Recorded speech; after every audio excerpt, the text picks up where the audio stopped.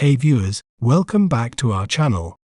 Today, we're pronouncing one of the cricketer names that belongs to the world of sports. He is a famous cricketer with a net worth of $1 million. He appeared in more or less 40 matches so far. Well, how do we say his name correctly?